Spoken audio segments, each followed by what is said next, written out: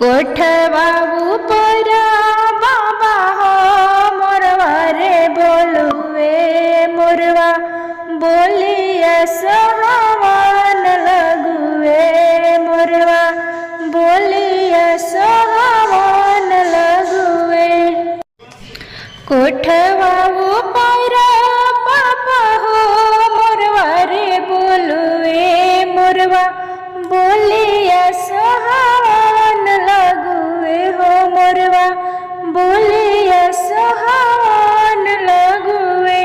आजू कीर्तिया पापा हो जागल हो रही है आज घरवा चोरिया हो जाई है आज घरवा चोरिया